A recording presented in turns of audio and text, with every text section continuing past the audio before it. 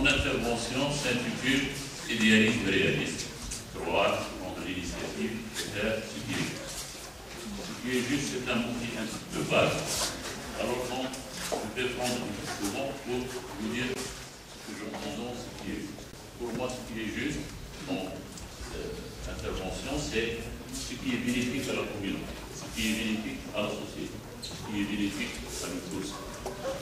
Donc, pour moi, donc, je pense qu'il faut prendre l'initiative d'essayer de faire quelque chose qui soit bénéfique à tout le monde, sans attendre de quelque part. Parce que c'est quelque chose qui monte cruellement dans notre société, qui est devenu très matériel, et dans lesquels, généralement, les gens ne font rien gratuitement.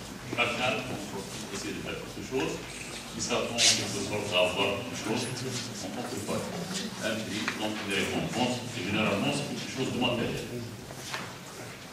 Bien sûr, ce n'est pas le cas de tout le monde, parce que c'est le même monde tout le monde. Par exemple, il y a beaucoup de gens qui ont de bonne volonté, mais généralement, ils ne font rien. Pourquoi est-ce qu'ils ne font rien? Tout simplement parce que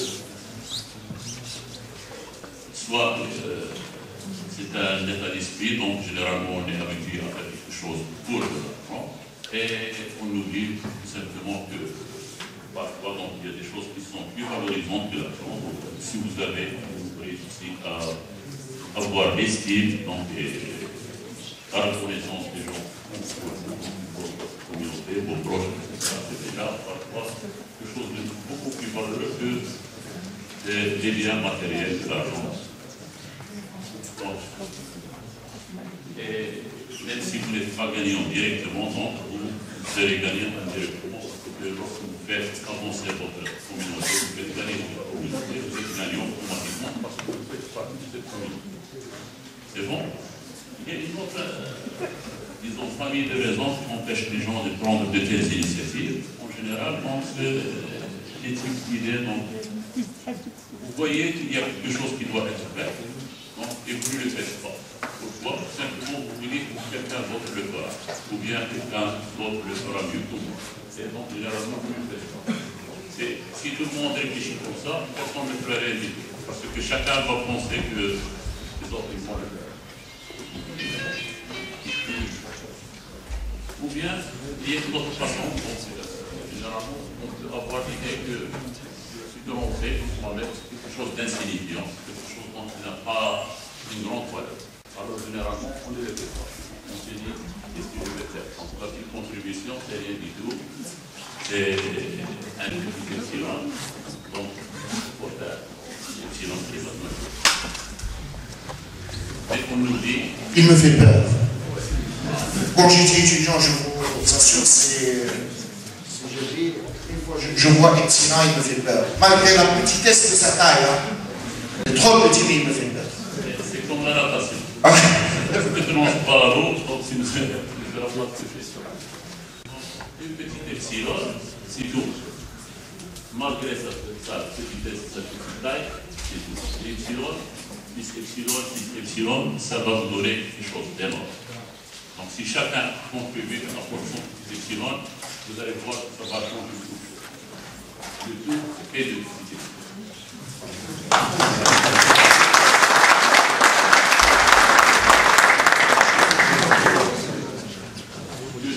C'est les contributions de chacun. C'est mon petit epsilon, ton petit epsilon, son petit epsilon, tous nos petits epsilons.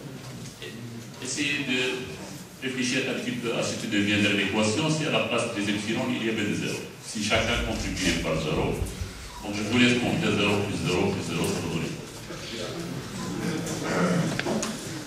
Alors, donc je vais laisser un petit peu la théorie de côté. Je vais vous parler de deux petits epsilons que je pense avoir contribué. Donc les petits epsilons sont relatifs donc, à l'utilisation des scripts arabes donc, sur ordinateur. Mais avant de parler de moi, j'ai un petit peu honte de parler directement de moi, parce que ma petite contribution, c'est un très petit epsilon. Alors je vais vous parler de quelqu'un qui a fait une grande contribution au script arabe à l'ordinateur, et c'est quelqu'un qui est marocain. Donc pour les Marocains, c'est quelque chose qui vous donne plaisir. Donc c'est quelqu'un qui n'est pas très connu, mais si on évoque ordinateur et script arabe, je pense que c'est faut en parler absolument. Il s'agit tout simplement du professeur Al-Ghazali. C'est l'homme qui a arabisé l'ordinateur. Donc ça, c'est une petite fonte que nous avons créée, qui a été créée dans l'esprit de la certification de la graphie arabe, selon le processus donc, imaginé et inventé par le professeur Al-Ghazali, donc que nous voulons appeler Al-Ghazali, en mémoire à ce grand homme. Donc une fois qu'il sera fini, il sera disponible en téléchargement libre et utilisable pour tous. Donc, et qui déjà, Al-Ghazali, c'est le personnage que vous voyez là à droite, sur la photo avec Fidel Mouchra. Donc c'est quelqu'un qui a, c'est un professeur agrégé de la Sorbonne en 1946. Donc c'est quelqu'un qui a commencé à travailler sur le script arabe à l'époque où il y avait le protectorat français au Maroc. Oui.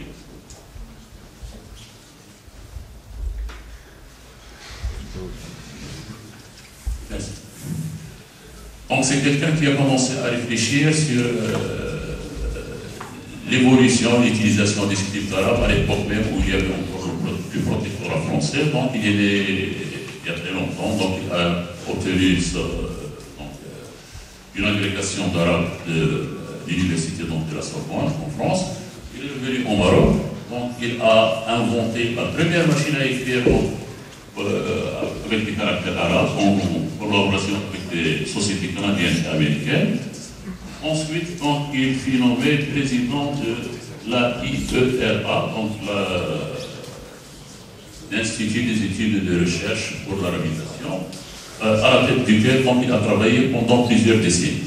Il a fait beaucoup de choses pour la langue arabe et les scripts arabes, mais je vais vous parler de deux de ses plus importantes contributions. Donc, à savoir, c'est lui qui a inventé donc, la façon avec laquelle les caractères arabes sont stockés et traités sur ordinateur. Si maintenant vous pouvez utiliser les caractères arabes sur ordinateur, c'est grâce au travail de la Al-Ghazali. Donc c'est lui qui a inventé donc, le standard qui est devenu le standard arabe ASMO 439, donc qui est devenu par la suite le standard international 88-59-6, que les initiés connaissent bien, avec lequel, donc jusqu'à très récemment, donc, on podait tout simplement, avant de passer à une code. Donc il a aussi travaillé sur un autre sujet, à savoir donc, la réforme de la graphie arabe. Il a inventé un processus, donc un système de simplification de la graphie arabe qui est connu sous le nom de ASP code arabe standard voyelé, code arabe. Alors je vais vous détailler un petit peu. Donc ce que vous voyez là, c'est la façon avec laquelle étaient codés et stockés les caractères arabes sur les ordinateurs utilisés par l'Institut d'arabisation au Maroc.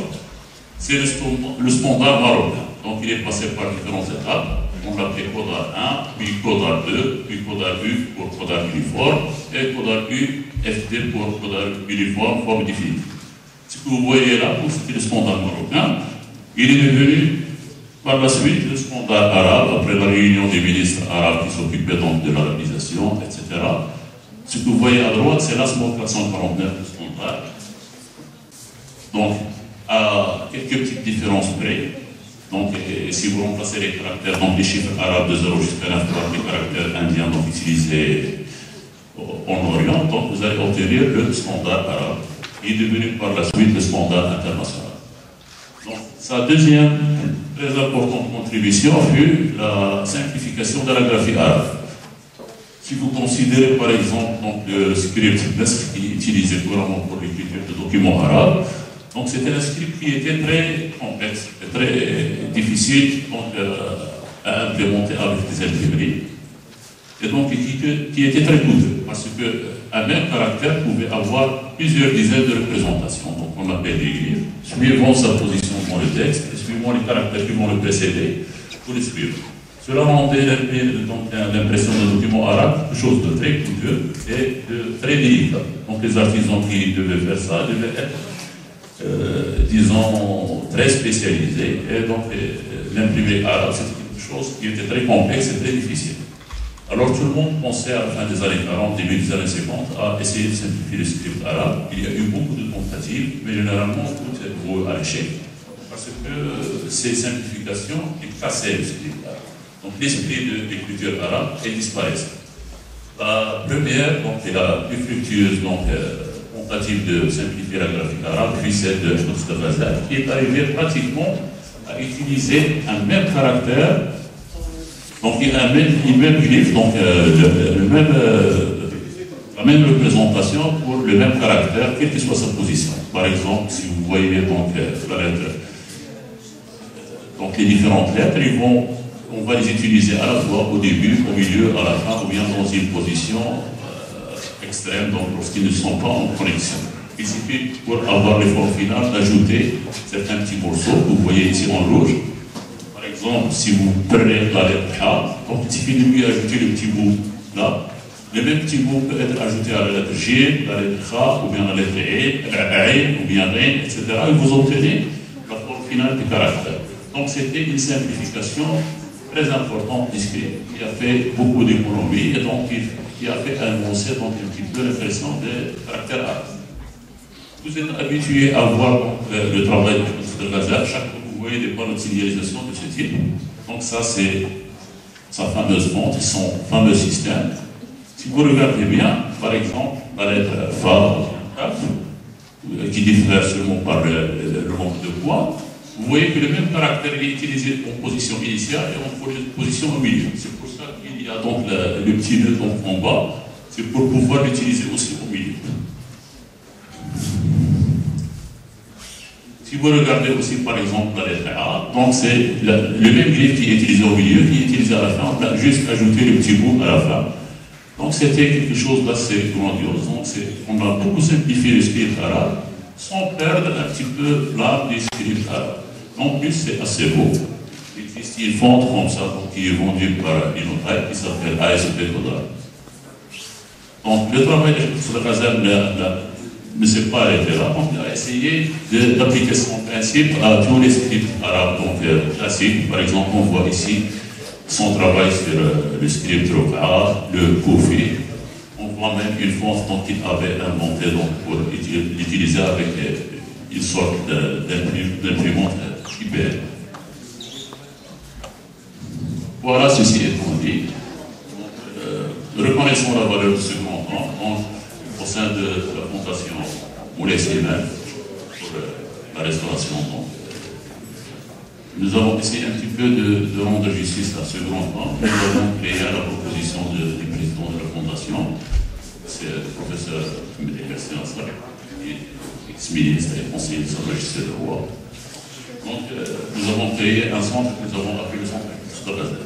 Donc, je ne vais pas beaucoup parler de ce centre. Je vais vous dire que nous avons une double mission, à savoir, donc la première, c'est un petit peu essayer de rappeler autant que possible l'œuvre de ce grand temps pour lui rendre un petit peu justice, parce que nous pensons qu'il est un petit peu méconnu. Donc, faisons ça de l'environnement tout à fait désintéressé. Le second point, c'est que nous partageons un petit peu ses opinions pour la langue arabe, donc nous essayons de promouvoir un petit peu son travail, parce que nous pensons qu'il essaie de faire quelque chose que nous essayons de faire. Alors maintenant, je peux parler un petit peu de ce que j'ai fait. Comme diraient les anglo-saxons, c'est ouvert, my two cents, donc mes dessous. Donc, tout a commencé, alors je peux parler dans ma thèse de doctorat, ici à la fac de sciences. Donc, je préparais ma thèse, et en même temps, j'ai été tellement épris par le sujet de mathématiques que je trouvais très beau, que je voulais écrire un livre sur le sujet. Je préparais ma thèse et je rêvais d'écrire un livre sur le sujet. Donc, et pour écrire donc, des mathématiques, généralement, on utilise un système de composition qui s'appelle LaTeX. Donc c'est un système de composition qui ressemble un petit peu à l'autre. Donc il y a un peu de programmation, mais ça vous permet d'avoir des documents très beaux avec des formules qui sont très bien mises en page, etc. Et donc j'avais une triple vocation, on travaillait sur des travaux de recherche pour faire des choses nouvelles pour la thèse, écrire un livre sur le sujet et apprendre autant que possible sur la thèse. Heureusement, donc ça a bien marché. Donc j'ai réussi à créer la thèse. Donc j'ai fait ma thèse. et j'ai réussi à publier le livre. À votre connaissance, le livre qui a été publié chez cet éditeur académique prestigieux qui est Cambridge University Press, en anglais entièrement. Mountain Pass Theorem, théorème du cours de la montagne. Donc, la même année de sa sortie.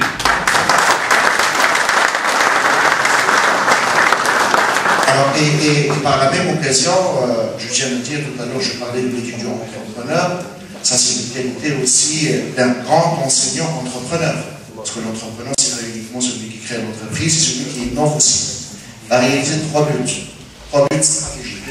Donc, je tiens à vous féliciter et à vous remercier vivement. Donc, c'est quelque chose de très important. Alors, donc, la même année, en 2003, donc, nous avons aussi essayé de concrétiser un petit peu notre amour pour la langue arabe et notre, disons, amour pour la tête. Et donc, nous avons créé un partage qui s'appelle Arabique. Donc, nous avons mis à la disposition de tout le monde. Ce partage Arabique permet d'écrire, d'utiliser la texte, bien texte, tel qu'il est, et de lui ajouter un petit peu la possibilité d'écrire avec des caractères arabes. Parce que je dis des caractères arabes, ça veut dire que c'est n'importe quel monde qui utilise des caractères arabes. Donc, le partage Arabique est distribué avec un support de l'arabe efficace dès le début. Donc, c'est un partage que nous avons voulu, donc, tout à fait standard, donc, qui est compatible avec un partage qui s'appelle PABET, qui est le partage officiel utilisé pour écrire des documents multilingues avec la texte. Donc, ça ne pose pas le moins de problème d'utiliser l'arabe avec d'autres langues. En plus, il vous permet d'entrer les caractères arabes directement. Ce n'était pas comme ça qu'on travaillait au début, donc vous pouvez écrire directement avec votre clavier, taper les caractères arabes, ils vont sortir à la fin où il faut.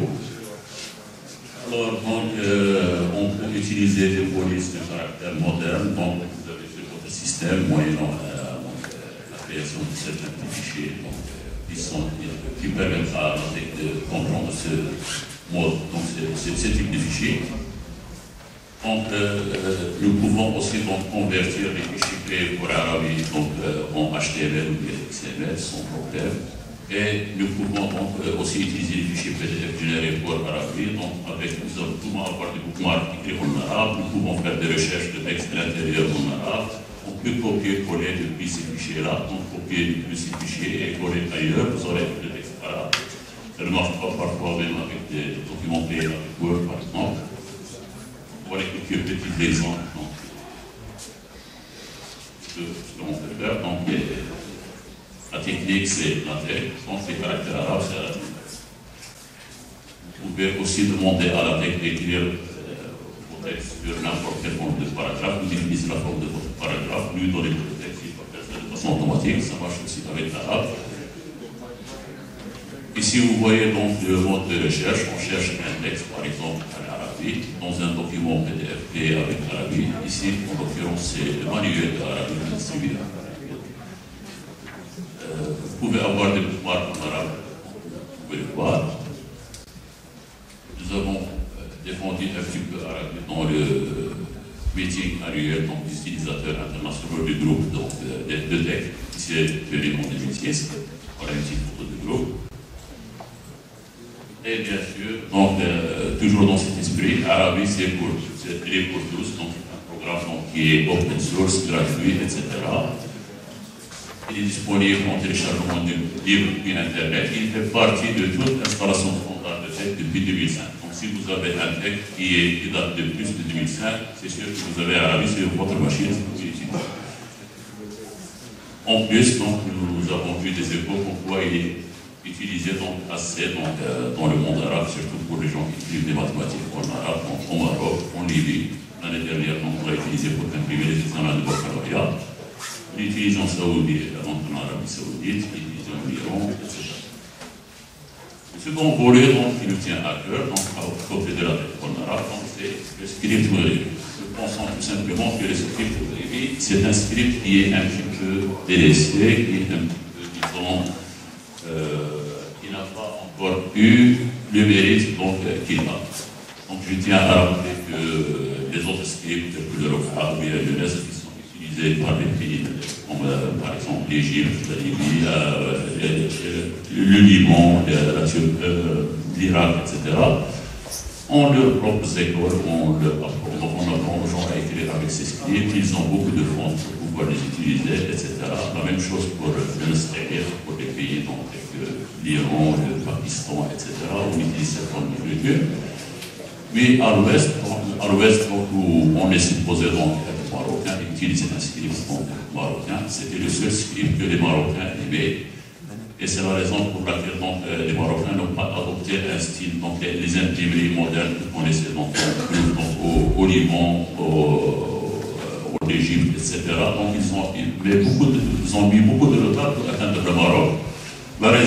La seule raison, c'est que les Marocains n'aimaient pas beaucoup ces scripts-là. Ils préféraient leur propre script, donc le script moussaïbi, et donc ils préféraient utiliser des imprimeries lithographiques, parce qu'ils permettent de reproduire le texte qu'ils ont écrit comme une photocopie. Alors, bon, on n'est pas un calligraphe, donc on ne peut pas,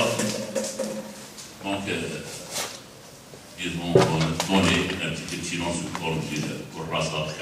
Donc, écrire un livre pour apprendre le script maghrébi, c'est hors de nos compétences.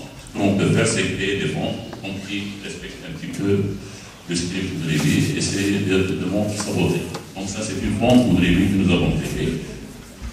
Donc, nous avons commencé ce petit epsilon. Donc, nous essayons de créer des fontes de script, donc de style maghrébi. Pour cela, nous utilisons principalement des logiciels. Donc, le premier, c'est Fontable. C'est le logiciel professionnel donc, utilisé pour créer des formes, des glyphes, donc dessiner un petit peu les caractères. Et pour les programmer, pour respecter un petit peu la grammaire du script arabe, donc il est assez complexe. On utilise un logiciel dédié qui s'appelle Volt, Microsoft Volt, qui vous permet de programmer un petit peu votre fonte et de la rendre intelligente. C'est le format OpenType.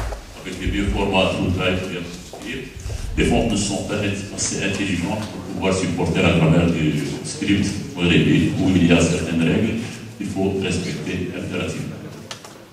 Voilà, donc notre première fonte que nous avons appelée Rabat, qui est disponible en téléchargement libre depuis quelques temps, depuis le site de ça. Donc, des exemples ici. Vous voyez donc ça ressemble à quoi. Vous pouvez la télécharger, essayer, elle va marcher avec n'importe quel traitement de texte que vous avez sur votre fichier. Donc, elle est disponible gracieusement et gratuitement pour l'utiliser.